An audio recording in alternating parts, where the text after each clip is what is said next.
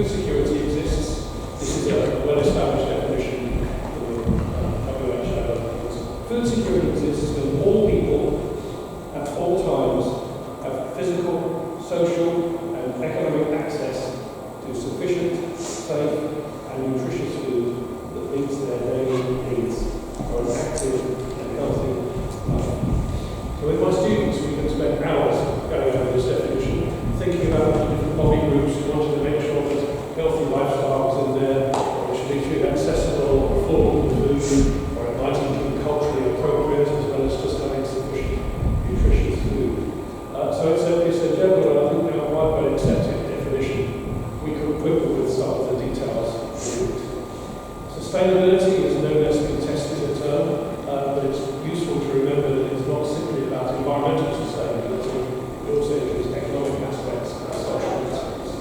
So you would have the most environmentally sustainable food system, but if it was not affordable, it would not be useful. If it was not profitable for those who were involved in it as a business, similarly, and in social terms, if it didn't have practical outcomes, it would also not be sustainable socially. So we're talking about what I call a food system approach, the idea of which is not to take things in isolation.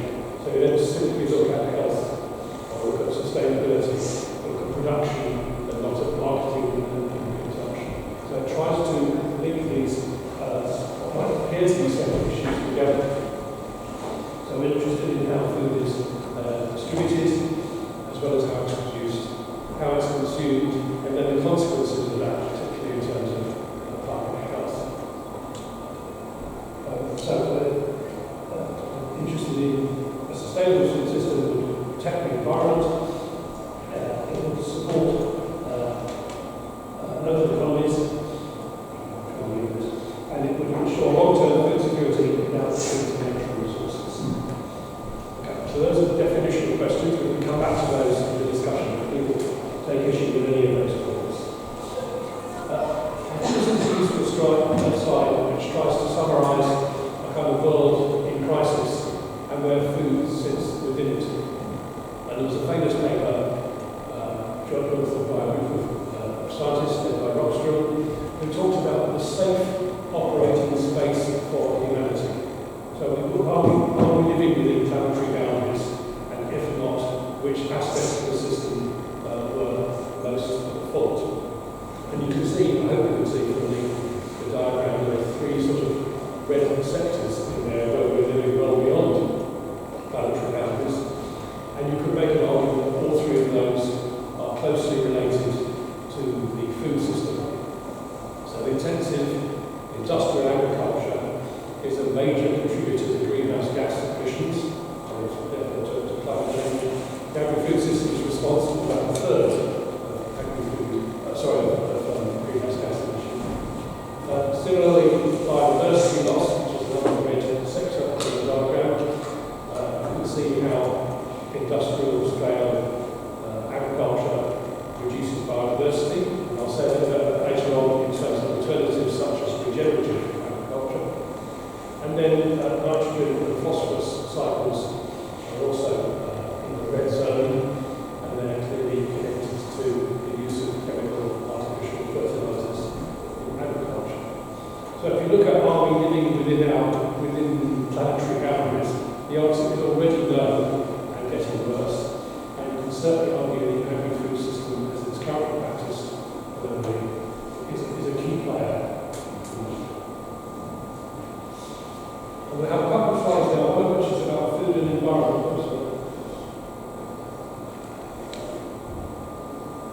One of which is about food and environment, and one of which is about food and health. And part of our argument in the work we've been doing in the Transforming UK Food Systems programme is to say we can't look at environment separate from health. Lots of people in my game, in the university world, study very narrow, specialised, siloed areas of their research. But we argue that if we think about every food system, then thinking about connections between environment and health are really important. So there's if you look at the very small print in the bottom right-hand corner, there was a recent report from the Royal Society, very respectable scientific body, which talked about the way in which nourishing future populations were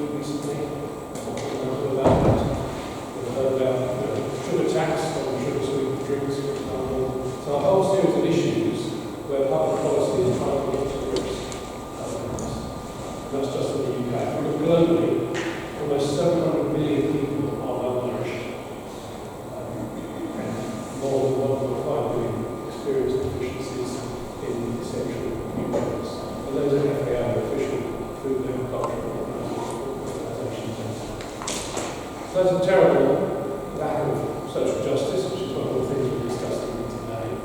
It's also really clear that food insecurity or that lack of nourishment is not geographically evenly spread around the world. So it's very uneven, with hunger and malnutrition most prevalent in South Asia and Sub-Saharan Africa.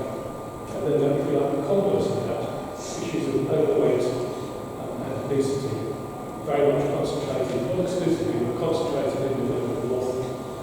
Over a quarter of the UK population is now defined as obese. Body mass index of over 30, projected to rise to more than 50% of the population by 2050. And those things are really important because there's a direct connection between overweight and non-communicable diseases like some forms of cancer, cardiovascular disease, and diabetes. So there's lots of pressure in the UK and elsewhere to reduce the consumption of so-called ultra-processed foods, highly saturated fat, salt and sugar, and to increase the consumption of fruit and vegetables, which we'll hear more later in the day. So you can make a case for the global food system being in crisis and needing to be addressed in both environmental and in health terms. And I'm particularly interested in the connections between the two. One of the most authoritative sources on dietary change is the Eat Lancet Commission, which has become a global network of academics and scientists interested in diet. They've had two reports, the most recent of which came out last year.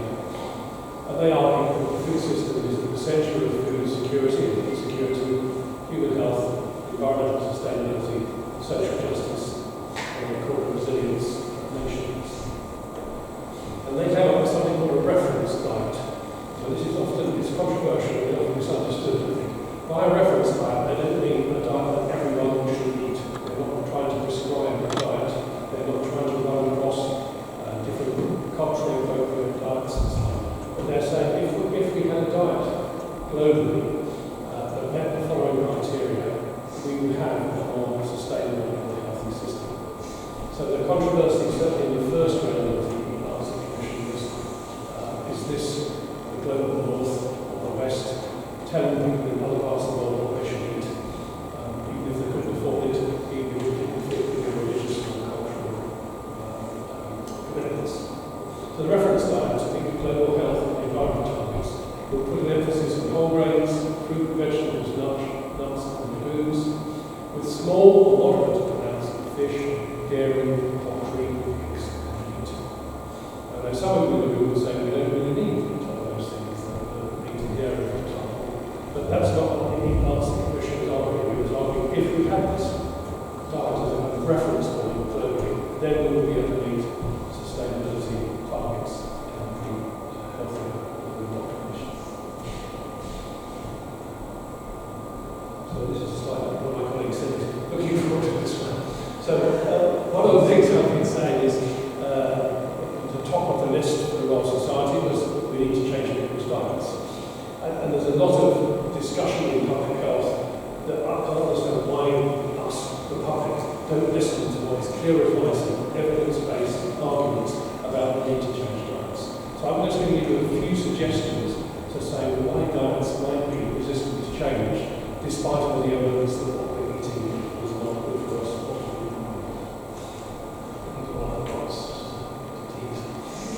So one of the arguments, I think, is that diets are socially and culturally embedded. That's a very academic phrase.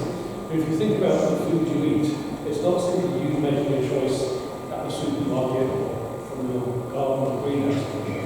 Food is heavily embedded in all kinds of issues. For example, to do with gender divisions of labour within the household. There are conventions about who does most of the cooking, most of the shopping, and so on, and others don't. So there's those kind of cultural things. Feeding the family is a highly morally charged idea. It's a responsibility, often thought of as a particularly maternal responsibility for mothers to feed the family well. There's lots of blame attached to not eating well and to relying too much on convenience food and the fried chicken shop around the corner or whatever. It's not simply a question of individual choice, it's it's not simply a matter of telling people what to do. People's diets are deeply embedded in other aspects of family life, ideas about what it means to be British, and other social and cultural practices. And most of our diets are highly routinized. We tend to buy the same stuff week after week. It's not going to the supermarket and having a deep philosophical debate with yourself about more ethical or less. We tend to buy the things we want. And indeed, lots of computerized digital systems are now set up on that basis. We also need our diets to fit in with the routines of our lives. So say you have a family with kids, the kids go out after school to do various things, one part comes home later than the other. There's all sorts of reasons why people might resort to convenience foods. It don't mean they're bad people, it means they're trying to make do, trying to fit food with their complicated, often domestic routines. I've already mentioned in the past, I think, that food has all sorts of ethical and moral dimensions to it. Think about the debate about the decline of family meals, this almost sacred Sunday lunch, and threats to that, fast food and so on. Think about the way in which families and feeding families is often seen as a good as well. So diets are not sort of innocent of all of these complicated ethical, social, and cultural questions. But it's also not just individuals and households that are involved in the food system.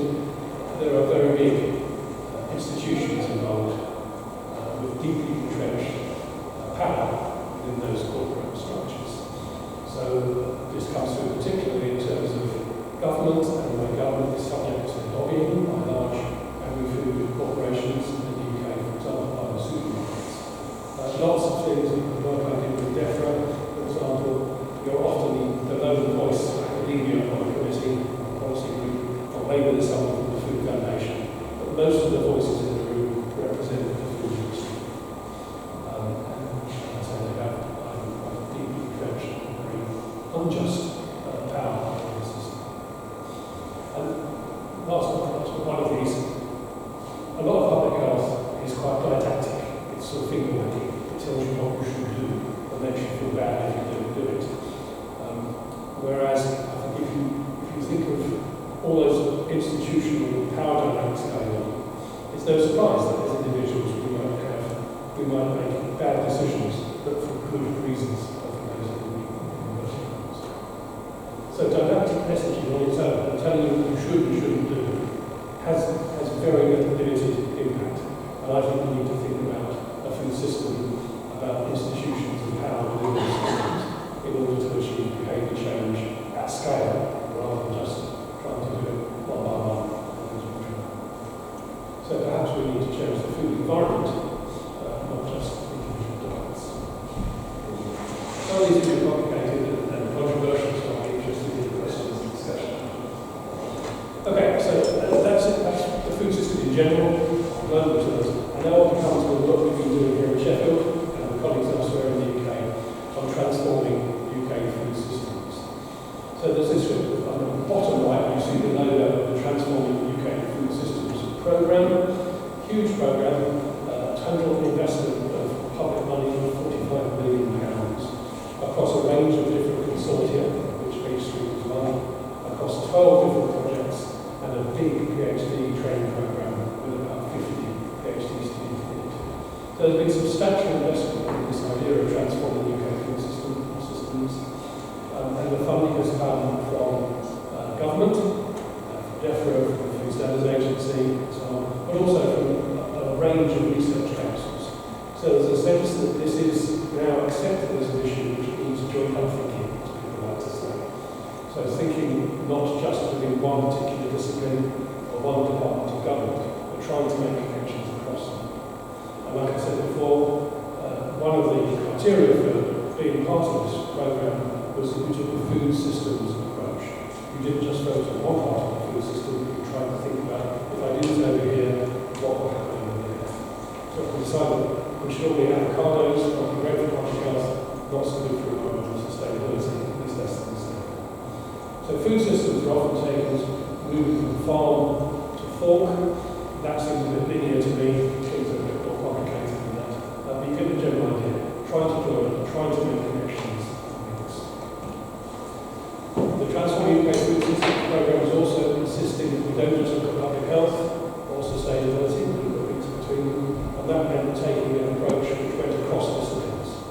I'm a geographer by training, but in our H3 project we're working with public health people, with soil scientists, ecologists, zoologists, a whole range of both natural and social sciences. And that gives rise to all kinds of challenges and tensions, but also opportunities for being creative. And then the other component of this Transform UK Food Systems programme is that we should not just be interested in academic work for its own sake, we should work with government, with business, and civil society to translate research into policy and practice. And now we're in the 5th year of the 5-year programme. That's become a really key issue. The programme will be evaluated not just on how many papers we've published in obscure academic journals, but also what traction we've had with business and government. Okay, finally into H3, which is the project that I've been leading for the last 5 years. H3, remember, stands for healthy food, healthy soil, healthy food, healthy people. You need to take a laugh at each story. There's a website there which you're very welcome to look at. It includes all of the different work packages involved in H3. It includes all of our outputs, including public communication, zine, for example. We have newsletters, we have short films, but we're trying to be really public in the way in which we communicate the work we've done. Our sort of strapline is transform the UK food systems from the ground up. So then start thinking about shopping and retailing, start thinking about food production, how we keep soil healthy and productive. We work at a range of scales, so some of my colleagues in biosciences are mostly working in labs, maybe we go from a lab to a field trial. Others are working at the farm scale and then taking that out to landscape change. And then other colleagues are working in schools and communities. One of the really nice things is that those are not on separate sides. People are involved in each other's work packages. The scientists are talking to the social scientists. And old articles, I can talk about something really creative and things I'm most proud of in the project are those things that we work across sectors. So yes, I've shown a very complicated diagram which shows how the programme is organised in different work packages and across different themes. And what I'll talk about as we wind up is one of the work packages on regenerative agriculture, because I think it's very interesting, and it also raises all sorts of questions about moving from agricultural to production right through to what we eat, how we eat, what the implications of it are. But this is the finished diagram. This is a diagram which is worth £1 million.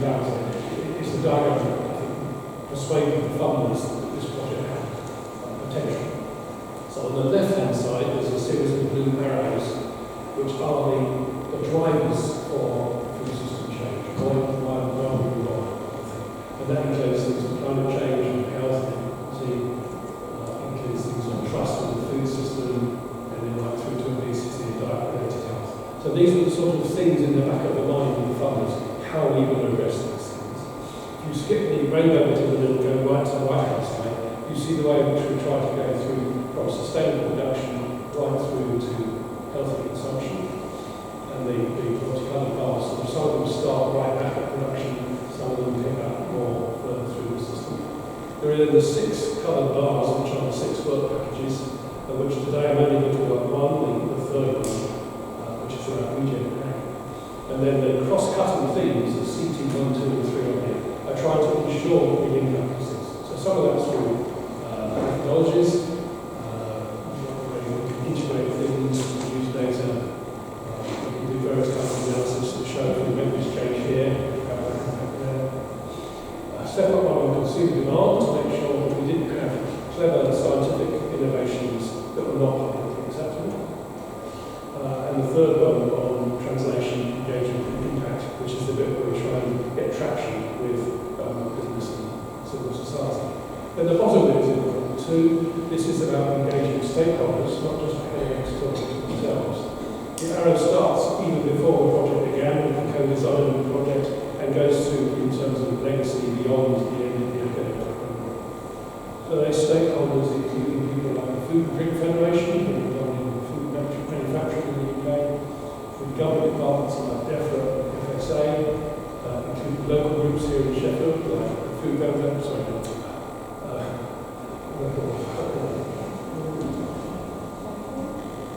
Sheffield is certainly one of them. Anyway, there are lots of different civil society, regather the food co-ops up the road from here. And then we work from Sheffield out to more national scales with things like sustainable food places, and which there are 100 local groups. Okay. So that diagram is what I've been living the last 5 years, and I realise the first viewing is quite complicated to take in. But we'll just look at one of the packages now.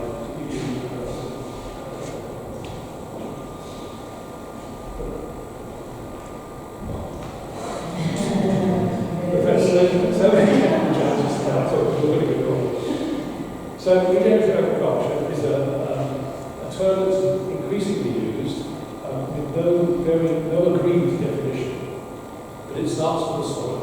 It starts with a form of agriculture which tries to minimise the soil disturbance. So either no carrying or very limited carrying, no till or no till. It tries to keep the soil surface covered, so not soil where there's runoff into maybe watercourses.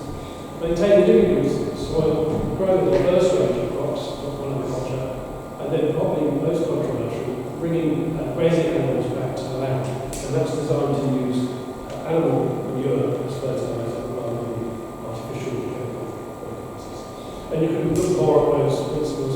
Groundswell, grounds well, it's a deliberate play on words, is a national organisation which runs big conferences and so on, which articulates those five principles better than I have.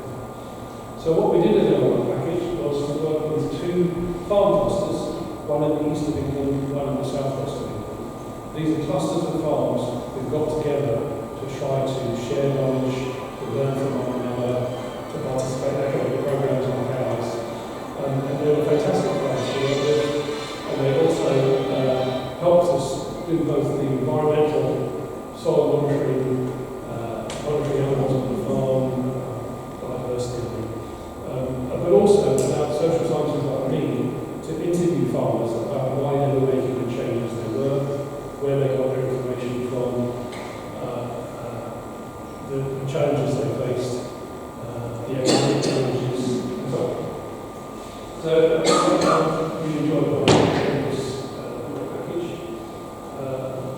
These are some of, I think, the current issues that might chime with you or fire up and do things.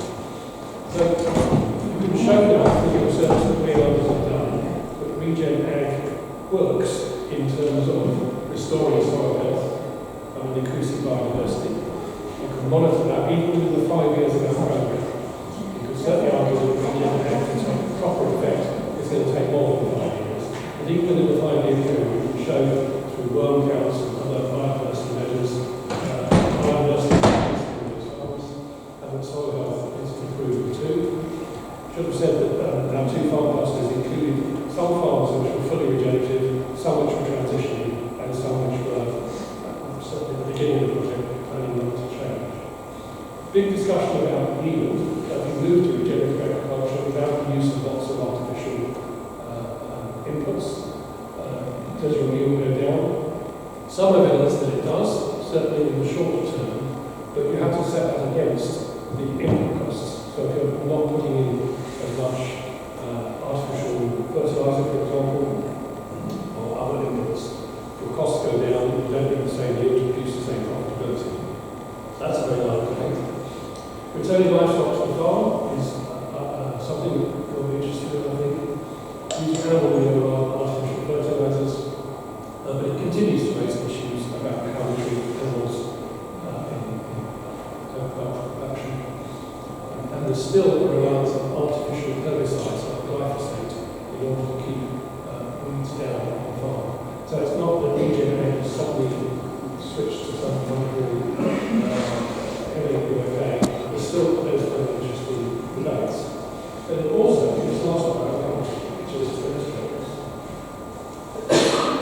shows that as regen ag has become more established and demonstrably successful, surprise, some of the big corporate interests start to get interested in these changes as well.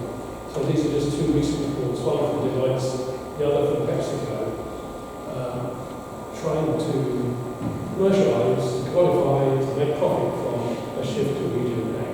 Particularly if, as a public, we are demanding more sustainable food production, and there's a market out there. These firms, unsurprisingly, are interested in getting involved. And because there's two sides to this. One is that's great. The big food industry has seen the light and wants to get involved in regen ag, a bit like it did with organics a while back. So there's an encouraging side, you would say, but there's also a side of companies doing something like greenwashing, or this was a farmer-led movement.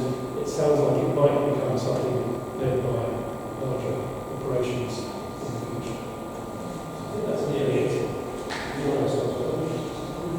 Yeah, so I had to show you this short film, which is one we've just produced from the Emeritus project.